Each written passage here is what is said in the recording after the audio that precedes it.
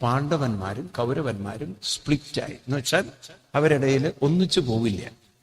ഭീഷ്മാചാര്യൻ പറഞ്ഞു, നമ്മൾ തൊഴുത്തുകുത്ത് വേണ്ട, തൊഴുത്ത് അവിടെ ഉണ്ടെങ്കിലും കുത്തു തൊഴുത്തിലല്ല, തൊഴുത്തുകുത്ത് എന്നാ നമ്മൾ പറയാ. ഈ തൊഴുത്തുകുത്തിന് തൊഴുത്തുമായിട്ട്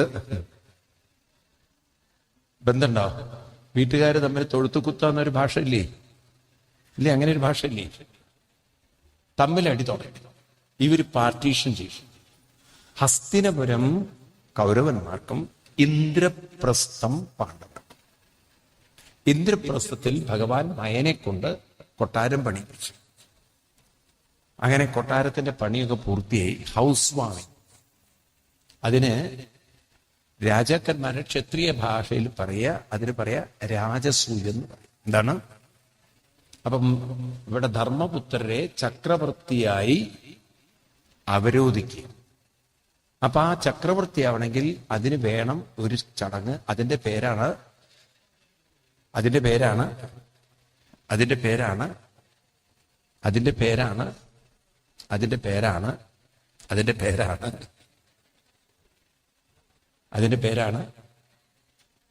ദിഗ്വിജയം.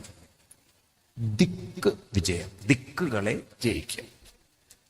അപ്പൊ 4 ദിക്കിലേക്കും കുതിരകളെ അയക്കും.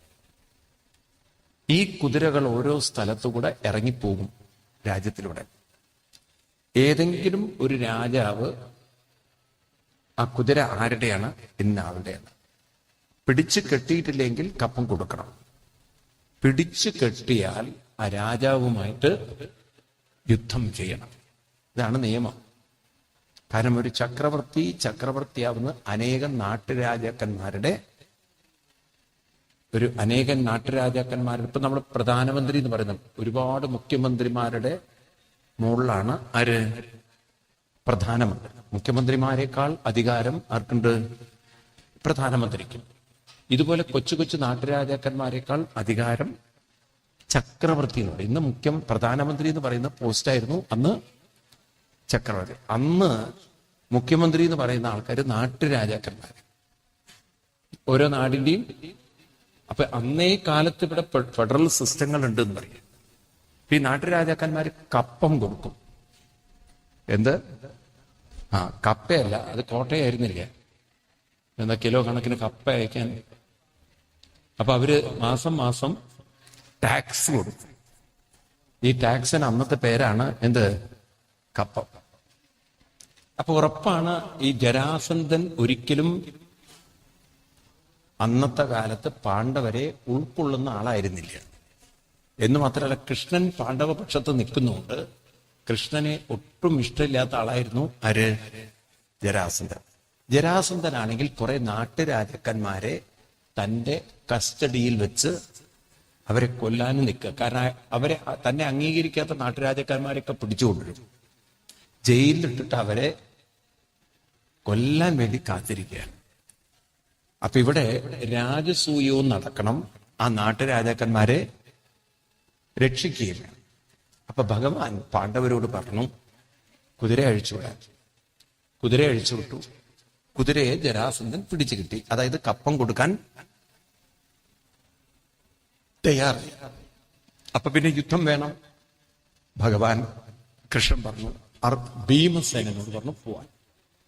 കൃഷ്ണനും പറഞ്ഞു. അപ്പൊ അർജുനൻ പറഞ്ഞു ഞാനും വരാം. അങ്ങനെ ഇവര് 3 പേരും ബ്രാഹ്മണ വേഷം കെട്ടിപ്പോയി. അതെന്തിനാന്ന് വെച്ചാൽ ജരാസന്ധന്റെ കൊട്ടാരത്തിൽ ക്ഷത്രിയരായി കയറാൻ അത്ര എളുപ്പമല്ല. ജരാസന്ധൻ വളരെ കരുത്തനായ രാജാവായിരുന്നു. അപ്പൊ ഒരു കള്ളത്തരത്തിലാണ് കയറിപ്പറ്റുന്നത്. ആരായിട്ട്? ബ്രാഹ്മണരായിട്ട്. അപ്പൊ ഭഗവാൻ അറിയാം എങ്ങനെ അതിൻ്റെ ഉള്ളിൽ കയറണമെന്ന്. ചില കള്ളത്തരങ്ങളൊക്കെ വേണ്ടിവരും. ഭഗവാൻ അതിന്റെ ഉസ്താദായിരുന്നു. ഏതെങ്കിലും തരത്തിലൊക്കെ എവിടെങ്കിലും എങ്ങനെ കയറാനും ആർക്കറിയാം?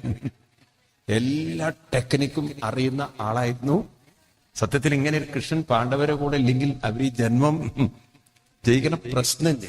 കാരണം ഇങ്ങനെയൊക്കെയുള്ള വഴികളൊക്കെ കൃഷ്ണൻ അറിയാം. എല്ലാം ബ്രാഹ്മണരുടെ വേഷമൊക്കെ കെട്ടി അവിടെ ചെന്നു. ജരാസന്ധനാണെങ്കിൽ വലിയ ബ്രാഹ്മണ ഒരു ഭക്തനുമാണ്. ബ്രാഹ്മണരെ വിളിച്ചിരുത്തി പായലൊക്കെ ഇരുത്തി. അപ്പോഴേക്കും ജരാസന്ധൻ തൊഴുതു നമസ്കരിച്ച് ചോദിച്ചു എന്താ വേണ്ടതെന്ന്. അപ്പൊ ബ്രാഹ്മണരാകുമ്പോൾ പ്രധാനമായിട്ട് 3 കാര്യമാണ് വേണ്ടത്. എന്താ 3 കാര്യം? എന്തു വേണം? എന്തു വേണം? നല്ലോണം ഭക്ഷണം കൊടുക്കണം. 2, എന്തെങ്കിലും ഒരു ദക്ഷിണ കൊടുക്കണം. ചിലപ്പം പശുക്കളെയൊക്കെ ദാനം ചെയ്യണം. ഇത്രയും ആർക്ക് വേണ്ടു? അപ്പൊ ഇവരോട് പറഞ്ഞു, എന്ത് ചോദിച്ചാലും ഞാൻ തരാം. അപ്പൊ ഇത് കേട്ടപ്പോ കൃഷ്ണൻ പറഞ്ഞു, ഞങ്ങൾക്ക് വേണ്ടത് ഇതൊന്നുമല്ല. യുദ്ധം ദേഹിനോ രാജേന്ദ്ര. ഞങ്ങൾക്ക് എന്താ വേണ്ടത്? ഇത് എന്ത് ബ്രാഹ്മണരാവര്? യുദ്ധം ചോദിക്കുന്ന ബ്രാഹ്മണർ അതിര കാണണം. അപ്പം പറഞ്ഞു, ഈ ഭീമസേനനെ കണ്ടാൽ ഒരുത്തരും ബ്രാഹ്മണനാന്ന് പറയില്ല. ആ കയ്യിലൊക്കെ തഴമ്പ് നോക്കി കാണിച്ചു കൊടുത്തു. ഗദ പിടിച്ചതിന്റെ തഴമ്പായിരിക്കുന്നു. 2ാമത്തെ അർജുനന്റെ കൈ കാണിച്ചു. എല്ലാം അമ്പും വില്ലും പിടിച്ചതിന്റെ. അപ്പൊ നമ്മളാരാ മനസ്സിലായില്ല. പറഞ്ഞു, ഞാനാണ് കൃഷ്ണൻ. 17 വട്ടം നമ്മൾ യുദ്ധം ചെയ്താണ്. അപ്പൊ കൃഷ്ണനെ ഈ ഭാവമൊക്കെ മാറി വന്നപ്പോ ജരാസന്ധൻ പൊട്ടിച്ചിരിച്ചു. ഭീരു, എന്നെ കണ്ടിട്ട് ഓടിപ്പോയവനാണോ എന്നോട് യുദ്ധത്തിന് വരുന്നത്? നിന്നോടൊന്നും ഞാൻ യുദ്ധം ചെയ്യില്ല. കൃഷ്ണനെ വില വെച്ചില്ല. ആര്? അപ്പൊ അന്ന് കൃഷ്ണനെ വില വെക്കാത്ത ആൾക്കാരുണ്ടായിരുന്നു. അർജുനോട് പറഞ്ഞു, മാറി നിൽക്കണ, വന്നിരിക്കണോ. ഭീമസേനോട് പറഞ്ഞു, നീയൊന്നും എനിക്ക് തുല്യനല്ല, എന്നാലും ഒന്ന് നീ നോക്ക്, നിനക്ക് പറ്റുമോ? കൊണ്ടുവരാൻ പറഞ്ഞു ഗദ. അപ്പൊ ഈ ജരാസന്ധന് വലിയ ഷോറൂമാണ്. എന്തിന്റെ? ചെരുപ്പിന്റെയോ? എടാ, ചെരുപ്പ് കട നടത്തണം. ആയുധത്തിന്റെ. ഏതായുധം? അയാള് ഗദായുദ്ധത്തിൽ അങ്ങേയറ്റം പ്രാവീണ്യം നേടിയ ആളാണ്. ആര്? ആ കാലഘട്ടത്തില് ഗദായുദ്ധത്തിൽ ഗംഭീരന്മാര് 3-4 പേര്. ഒന്ന് ഭീഷ്മാചാര്യൻ, 2ാമത്തത് ദുര്യോധൻ, 3 ജരാസന്ധൻ, 4 ഭീമസേനൻ. ഇവർക്കൊക്കെയാണ് ഗദ കൊണ്ട് യുദ്ധപ്രാവീണ്യം. അങ്ങനെ ജരാസന്ധനും നമ്മുടെ ഭീമസേനനും ഗദായുധം നടത്തി. വലിയ അഹങ്കാരമായിരുന്നു ഭീമന്. യുദ്ധം കഴിഞ്ഞ് വൈകുന്നേരമായപ്പോ പറഞ്ഞു, നാളം കൊണ്ട് അവനെ തീർത്തിട്ട് നമുക്ക് പോവാം. ഓരോ ദിവസം കഴിയുമ്പോഴും പോവാം. 27 ദിവസം നീണ്ടു. എത്ര? അപ്പൊ ആ യുദ്ധം എങ്ങനെ ഉണ്ടാവും നോക്കൂ നിങ്ങള്. എന്നാ ഈ ജരാസന്ധന്റെ കാര്യം നോക്കൂ. നേരത്തെ നമ്മുടെ ജാമ്പവാന്റെ കാര്യം പറഞ്ഞ പോലെയാണ്. രാവിലെ 6 മണിക്ക് യുദ്ധം തുടങ്ങി വൈകുന്നേരം 6 മണിക്ക് നിൽക്കും. അപ്പൊ ഇവർക്ക് വേണ്ടുന്ന ബ്രേക്ക്ഫാസ്റ്റ് ഉണ്ടാക്കി കൊടുക്കണം. അത് ഭീമസേനൊന്നും ചില്ലറ ബ്രേക്ക്ഫാസ്റ്റ് അല്ല. മിക്കവാറും കുടുംബം ആ രീതിയിൽ കഴിക്കുന്ന ആളാണ്. ആര്? പഴയ ആളുകളൊക്കെ ഭക്ഷണം കഴിക്കുന്നത് കണ്ടില്ലേ നിങ്ങൾ? പണിക്കാരൊക്കെ ഇത്രയും പോകുന്നൊരു കൂനിന്റെ മുകളിലാണ് ഒരു കുഴി കുത്ത്. നമ്മൾ ശരിക്കും വെള്ളത്തിനാണെന്ന്, സാമ്പാർ ഒഴിക്കാൻ വേണ്ടിയിട്ട്. അന്നൊക്കെ കഴിക്കുന്ന ആൾക്കാരുണ്ടായിരുന്നു ഇല്ലേ? ഇന്നിപ്പോ അങ്ങനെയൊന്നും ഒരാൾക്കും കഴിക്കാൻ പറ്റാതെ. പണ്ട് കാലത്ത് നല്ലോണം കഴിക്കില്ലേ ആൾക്കാര്? ഇല്ലേ? ഒരുപാട് കഴിക്കുന്ന ആൾക്കാരൊക്കെ ഉണ്ട്. എന്നിട്ട് യുദ്ധം തുടങ്ങി. ഭീമസേനനും ജരാസന്ധനും യുദ്ധം അങ്ങനെ മൂത്ത് വന്നു. 27ാമത്തെ ദിവസം രാത്രി കൃഷ്ണൻ ഭീമസേന്റെ അടുത്ത് ചെന്നപ്പം ഇരുന്ന് മോങ്ങുന്നുണ്ട്. ചോദിച്ചു, എന്തു പറ്റി? ഞാൻ വിചാരിച്ചു ജരാസന്ധനെ തീർത്തു പോവാന്ന്. പക്ഷെ ഇപ്പൊ എനിക്ക് മനസ്സിലായി, അവൻ എന്നെ തീർക്കുന്നു. അവന്റെ മേല് ഒരു തരത്തിലും ആയുധം പറ്റുന്ന, ഇരുമ്പിലടിക്കുന്ന പോലെ. എന്നാൽ അവൻ എന്നെ അടിക്കുന്നിടത്തൊക്കെ എല്ല് ചതയിച്ച കാണിച്ചു. അവിടെ നീര് കെട്ടി, ഇവിടെ നീര് കെട്ടി, ഒക്കെ നീരിന്റെ മയം. എനിക്ക് തോന്നുന്നു ആദ്യമായിട്ട് ഈ തടവ് ചികിത്സ കൃഷ്ണനാ തുടങ്ങിയത്. അന്ന് കൃഷ്ണൻ നല്ലോണം എണ്ണയൊക്കെ ഇട്ട് ഭീമസേനനെ, അതും ഭീമസേന്റെ മുകളിൽ ഒരല് വെച്ച് ഉരുട്ടണം. എന്നാൽ അത്ര കരിങ്കല്ല് പോലത്തെ ശരീരമാണ്. ആരുടെ? ചില്ലറ ശരീരമല്ല. അത്ര അജാന ഒരു പാകുവയ്ക്കൽ സാധനം, അജാന ശക്തിയുള്ള ഒരാള്. ആ ഭീമസേനോട് കൃഷ്ണൻ പറഞ്ഞു, ഈ ജരാസന്ധനെ ഗദ കൊണ്ട് തോൽപ്പിക്കാൻ പറ്റില്ല. ഗദയൊന്നും വേണ്ട. പിന്നെ ഇവനെ കൊല്ലാൻ 2 കാല് വേർപ്പെടുത്തി ഒറ്റ വരി വലിച്ചാൽ മതി. പണ്ടൊക്കെ നിങ്ങൾ വീട്ടിൽ വിറകൊക്കെ കീറിയെടുക്കില്ലേ, മടലൊക്കെ ഇല്ലേ, മുളയൊക്കെ കീറില്ലേ, വേലി കെട്ടാനൊക്കെ പഴയ കാലത്തൊക്കെ ആളുകൾ ഇല്ലേ. ഇപ്പോഴും തറികളൊക്കെ ഉണ്ടാക്കണമെങ്കിൽ മുള കീറിയെടുക്കില്ലേ. ഇതുപോലെ ഒറ്റ കീറല് വേണം. അപ്പോ ചോദിച്ചു ഭീമസേനൻ, അതെന്താ കൃഷ്ണ? അപ്പൊ കഥ പറഞ്ഞു, ഇവന്റെ അച്ഛന് പണ്ട് കുട്ടികളുണ്ടായിരുന്നില്ല, 2 ഭാര്യയുണ്ട്, കുട്ടിയില്ല. അപ്പൊ ഏതൊരു സന്യാസി ഒരു പഴം ലഭിച്ചു കൊടുത്തു. പണ്ടൊക്കെ ഈ കുട്ടികൾ ഉണ്ടാവുക പായസത്തിൽ നിന്നും പഴത്തു നിന്നൊക്കെയാണ് അല്ലേ. രാമന്റെയൊക്കെ കാര്യത്തിൽ കുട്ടി ഉണ്ടാവുന്നത് പായസത്തിൽ നിന്നാണ്. ഈ സന്യാസി കൊടുത്ത പഴം ജരാസന്ധൻ ഭാര്യയ്ക്ക് കൊടുത്തു. ഇപ്പൊ ഭാര്യ എനിക്ക് തോന്നുന്നു രാമായണം വായിച്ച ആവേശത്തില് ഇതിന് പകുതിയാക്കി. വാസത്തിൽ അത് പകുതി ആക്കരുതായിരുന്നു. 2 ഭാര്യമാരും ഇതിന്റെ 2 പകുതി എടുത്തു കഴിച്ചു. എന്തായി? ഗർഭം ധരിച്ചു. പ്രസവിച്ചു വന്നപ്പോ ഒരു കുട്ടിയുടെ ഒരു ഭാഗം ഒരു ഭാര്യയും മറ്റേ ഭാഗം മറ്റേ ആളും. ഈ ചില അമ്മമാര് പ്രാർത്ഥിക്കുന്ന പോലെ, ഈ ഗുരുവായൂരൊക്കെ കേൾക്കാൻ നിനക്ക് അവിടെ വന്നിട്ട് പ്രാർത്ഥിക്കും, എന്റെ മകൾക്ക് ഒരു കുഞ്ഞിക്കാല് കാണാനുള്ള ഭാഗ്യം ഉണ്ടാവണേ. എത്ര കുഞ്ഞിക്കാല്? ഒറ്റ കുഞ്ഞിക്കാലേ അവർക്ക് വേണ്ടൂ അല്ലേ? അങ്ങനെ പ്രാർത്ഥിക്കില്ലേ ചില ആളുകളില്ലേ? എന്ന് പറഞ്ഞ പോലെ ഒരു കുഞ്ഞിക്കാല് ഒരു കുഞ്ഞിക്കൈ ഒക്കെ ആയിട്ടാണ് ഒരു ഭാര്യ പ്രസവിച്ചത്. മറ്റതോ അതൊരു കുഞ്ഞിക്കാല്. ഈ മാംസപിണ്ഡം എടുത്തിട്ട് എന്ത് ചെയ്യാനാ? ഇവര് 2 പേരും ഈ മാംസപിണ്ഡം അടുത്തൊരു കുറ്റിക്കാട്ട് കൊണ്ടുപോയിട്ടു. അവിടെ ജര എന്ന് പറയുന്നത് കാട്ടിൽ വസിക്കുന്ന ഒരു പെണ്ണുണ്ട്. ഇവള് നോക്കും, പെടയുന്ന മാംസപിണ്ഡം. ഇന്നുകൊണ്ട് ഇങ്ങനെ മാംസപിണ്ഡങ്ങളൊക്കെ കാണും ഇടയ്ക്ക് ഇല്ലേ, പത്രത്തിൽ വായിക്കാറില്ലേ നിങ്ങൾ? ഇപ്പൊ അടുത്ത ദിവസമാണ് എവിടെയും ഞാൻ വായിച്ചത്, ഈ ഇവിടെ എന്താ പറയാ, നമ്മുടെ പത്തനംതിട്ടയിലെ ഒരു ചതുപ്പ് നിലത്തൊരു പാവം ഒരു കുഞ്ഞുമാവയുടെ ഇല്ലേ ഉണ്ടോ, പ്രസവിച്ച ഉടനെ കൊണ്ടുപോയിട്ടതൊക്കെ ഇല്ലേ, കേൾക്കാറില്ലേ? കഷ്ടം. നിക്കട്ടെ, അത്രയും പോയി നമ്മളെ നാട്. ഈ കുഞ്ഞുങ്ങളൊക്കെ ഉണ്ടല്ലോ, കുഞ്ഞു കുട്ടികളൊക്കെ ഈശ്വരനാണ് പറയാ. എന്താണ് ആ ഭാരതത്തിന്റെ ഒരു സംസ്കൃതി അതാണ്. പക്ഷെ അതൊക്കെയാണല്ലോ ഇവർക്ക് വലിച്ചെറിയാൻ തോന്നുന്നത്. അപ്പോ ഇവിടെ ഈ 2 മാംസപിണ്ഡത്തെയും എന്ത് ചെയ്തു? ഇവര് കൂട്ടിച്ചേർത്തു. ആ കുഞ്ഞ് കരഞ്ഞു. അപ്പൊ അവൾക്കൊരു മനസ്സിലൊരു മാതൃത്വം വന്നു. അവൾ എന്ത് വെച്ചാൽ ആ കുഞ്ഞിനെയും കൊണ്ട് രാജാവിന്റെ അടുത്തിരുന്നു. അവരെ ഭക്തിമാർക്ക് കൊടുത്തു. അപ്പൊ അവർക്ക് മനസ്സിലായി, ഞങ്ങൾ കാട്ടിലുപേക്ഷിച്ച മാംസപിണ്ഡാണ്. അപ്പൊ രാജാവിനോട് പറഞ്ഞു കാര്യങ്ങള്. അപ്പൊ ജരയാൽ സന്ധി ചെയ്യപ്പെട്ട കുട്ടിയായതുകൊണ്ട് എന്ത് പേര് കൊടുത്തു? അപ്പൊ അതുകൊണ്ട് ഈ ജരാസന്ധനെ കൊല്ലാനും കൂട്ടിച്ചേർത്ത ഭാഗം കീറണം.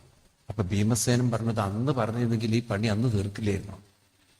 അപ്പൊ ഭഗവാൻ പറഞ്ഞു, നിന്റെ ഉള്ളിലൊരു അഹങ്കാരം കീറാൻ അതുകൊണ്ട് പറ്റില്ല. അപ്പൊ ആ അഹങ്കാരം തീർന്നിട്ട് വേണം തീരാൻ. അങ്ങനെയാണ് പിറ്റേ ദിവസം ജരാസന്ധനെ പിടിക്കുന്നത്. ഈ ഒരു പോയിന്റ് ശ്രദ്ധിക്കുക. ഒരു പ്രശ്നം പരിഹരിക്കാനായി ഭീമസേനൻ 27 ദിവസം മെനപ്പെട്ടു. പക്ഷെ ആ പരിഹാരം അതായിരുന്നില്ല.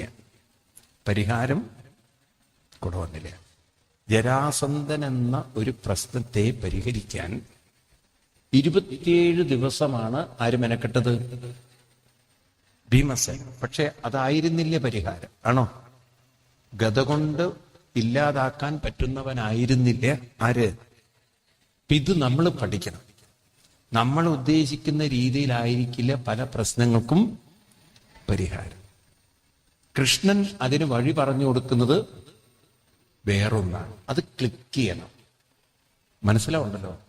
അപ്പൊ ഇത്തരം ഉപാസന കൊണ്ട് നമുക്ക് കിട്ടുന്നത് ഒരു പ്രശ്നത്തെ പരിഹരിക്കാനുള്ള അല്ലെങ്കിൽ ഒരു കാര്യത്തിനുള്ള മാർഗം ആ വ്യക്തിയുടെ ഉള്ളിൽ ഉറക്കെ പറയൂ തെളിഞ്ഞു കിട്ടും.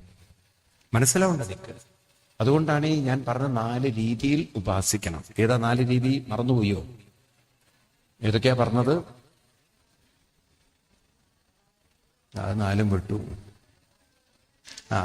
സാലോക്യം, സാരൂപ്യം, സാമീപ്യം, സായുജ്യം. ഇത് ഈ രീതിയിൽ ഭജനം ചെയ്താൽ, അല്ലെങ്കിൽ ഒരാള് ധ്യാനം ചെയ്താൽ, അവരുടെ ഉള്ളിൽ വേണ്ട ബുദ്ധി, വേണ്ട പരിഹാരം, വേണ്ട മാർഗം തെളിഞ്ഞു കിട്ടും. അപ്പൊ ഒരു പ്രശ്നത്തെ പരിഹരിക്കൽ. ഇപ്പൊ ഭീമസേനന് അഹങ്കാരം ഇല്ലായിരുന്നെങ്കിൽ ഒരുപക്ഷെ ഇത് നേരത്തെ തന്നെ കൃഷ്ണൻ പറഞ്ഞു കൊടുത്തിരുന്നു. അപ്പൊ എനിക്കിത് സാധിക്കും, ഞാനിത് ചെയ്യും, ഞാനിത് നേടും. ഈ ധാർഷ്ട്യത്തിൽ ഒരു കാര്യം എത്ര ചെയ്തിട്ടും കാര്യമില്ല. അപ്പൊ ശാസ്ത്രജ്ഞന്മാരെന്തിനായിരിക്കും അമ്പലത്തിൽ പോയത്? ഈ ഒരു ബുദ്ധി തെളിഞ്ഞു കിട്ടണം. വേണ്ട സമയത്ത് വേണ്ട ബുദ്ധി പറയൂ തെളിഞ്ഞു കിട്ടണം. ഈ ചന്ദ്രനിലേക്ക് ഒരു സാധനം അയക്കാൻ, ഞാൻ അതൊന്ന് പറയട്ടെ നിങ്ങളോട്. ചന്ദ്രന്റെ അതിന്റെ മേൽപ്പാളി വളരെ പൊടിപടലം നടന്നാണ്. അപ്പൊ നമ്മുടെ ഭൂമിയിലുണ്ടല്ലോ പൊടിപടലം. ഒരു ഹെലികോപ്റ്റർ വന്ന് ഇറങ്ങുമ്പോൾ നിങ്ങൾ കണ്ടിട്ടുണ്ടോ ഗ്രൗണ്ടിലൊക്കെ എന്താ ഉണ്ടാവുക? ഹെലികോപ്റ്ററൊക്കെ വന്ന് ഇറങ്ങുമ്പോൾ ഭയങ്കര പൊടി പറക്കും. ഇതുപോലെ ഈ ഒരു സാധനം അങ്ങനെ മോട്ടോർ വെച്ചിട്ട് വരികയാണ്, ഇറങ്ങിക്കൊണ്ടിരിക്കുകയാണ്. അപ്പൊ ഇത് എന്ത് ചെയ്യും? ഭയങ്കരമായി പൊടിപടലത്തിൽ അങ്ങോട്ട് നിറഞ്ഞു കഴിഞ്ഞാൽ ഇത് എവിടെയാ ചെന്ന് വീഴുന്നതെന്ന് പോലും അറിയില്ല. അപ്പൊ അതൊന്നും പൊടിപടലൊക്കെ വരാതെ ഇളക്കാതെ പതുക്കെ പതുക്കെ ഇറക്കുക.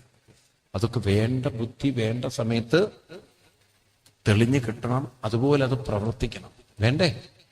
അതിനൊക്കെ ഒരു ഈശ്വര അനുഗ്രഹം ഉണ്ടാവണം. അതിനൊക്കെയാണ് അവര് എവിടെ പോകുന്നത്.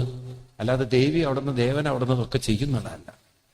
നമുക്ക് തന്നെ അത് പരിഹരിക്കാനുള്ള ബുദ്ധിയും ശക്തിയും വേണ്ട സമയത്ത് തോന്നണം. അതിനനുസരിച്ച് കാര്യങ്ങൾ പ്രവർത്തിക്കാൻ പറ്റണം. മനസ്സിലാവുണ്ടോ നിങ്ങൾക്ക്? ഇതൊക്കെ സത്യം പറഞ്ഞാൽ ഈ കുട്ടികളെ കൊണ്ട് ചെയ്യിച്ചിരുന്നെങ്കിൽ ഒരുവിധം കുട്ടികൾക്ക് സമയത്തിന് ജോലിയും കിട്ടും, കല്യാണം നടക്കും. ഇത്തരത്തിലുള്ള ഉപാസനകളൊന്നും ഇല്ലാതെ പോയതുകൊണ്ടാണ് വേണ്ടത് വേണ്ട സമയത്ത് തോന്നാത്തതും അതിനനുസരിച്ച് കാര്യങ്ങൾ കൊണ്ടു നടക്കാൻ ഉറക്കെ പറയൂ നിങ്ങൾ കഴിയാത്ത നിൽക്കട്ടെ. അങ്ങനെ ജരാസന്ധനെയും വധിച്ചു. ഈ രാജാക്കന്മാരെ മോചിപ്പിച്ചു. ആ രാജാക്കന്മാർ സ്തുതിക്കുന്ന സ്തുതിയാണ് ഭാഗവതത്തിലെ ഏറ്റവും പ്രസിദ്ധമായ സ്തുതി. 73-ാം അധ്യായത്തില് നിങ്ങൾക്ക് ഈ രാജാക്കന്മാരുടെ ഒരു സ്തുതി കാണാം. അവര് കൃഷ്ണനെ അവര് മോചിപ്പിച്ചപ്പോൾ അവര് കൃഷ്ണനെ സ്തുതിക്കുന്നു. ആ ശ്ലോകം എല്ലാവർക്കും അറിയുന്നതാണ്. എങ്കിലും ആ ശ്ലോകം നിങ്ങൾ പഠിച്ചു വെക്കണം. 16-ാം ശ്ലോകം. ഓം നമോ ഭഗവതേ കൃഷ്ണായ വാസുദേവായ ഹരയേ പരമാത്മനേ പ്രണതക്ലേശനാശായ ഗോവിന്ദായ നമോ നമ. ഭാഗവതത്തിലെ പ്രസിദ്ധമായൊരു സ്തുതിയാണിത്. ഒന്ന് ചൊല്ലു എല്ലാവരും. കൃഷ്ണായ വാസുദേവായ ഹരയേ പരമാത്മനേ പ്രണതക്ലേശനാശായ ഗോവിന്ദായ നമോ നമ. ഒന്നുകൂടി ചൊല്ലു. കൃഷ്ണായ വാസുദേവായ ഹരയേ പരമാത്മനേ പ്രണതക്ലേശനാശായ ഗോവിന്ദായ നമോ നമ.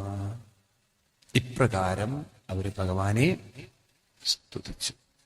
കൃഷ്ണായ വാസുദേവായ ഹരയേ പരമാത്മനെ. ഇപ്പൊ കൃഷ്ണനെ ഏതു രൂപത്തിലാണ് കാണുന്നത്? പരമാത്മനെ. പ്രണതക്ലേശനാശ. ആരാണോ ഭഗവാനെ നമിക്കുന്നത്, പ്രകർഷേണം നമിക്ക. ക്ലേശനാശായ, സകല ക്ലേശങ്ങളെയും ഇല്ലാതാക്കുന്ന ഗോവിന്ദായ നമോ. ആ ഗോവിന്ദനെ ഞങ്ങൾ നമിക്കുന്നു. എല്ലാ ക്ലേശങ്ങളും ഞങ്ങളുടെ ഉള്ളിൽ നിന്ന് ഇല്ലാതാക്കുന്ന, എല്ലാ ദുരിതങ്ങളും വിഷമങ്ങളും അസ്വസ്ഥതകളും ഇല്ലാതാക്കുന്ന ഗോവിന്ദനെ ഞങ്ങൾ അവർക്ക് പറയൂ നമിക്കുന്നു. ഈ രീതിയിൽ അവർ സ്തുതിച്ച് പിന്നീട് രാജാക്കന്മാരെയൊക്കെ മോചിപ്പിച്ച് ഭഗവാനും പാണ്ഡവരും നേരെ ഇന്ദ്രപ്രസ്ഥത്തിലേക്ക്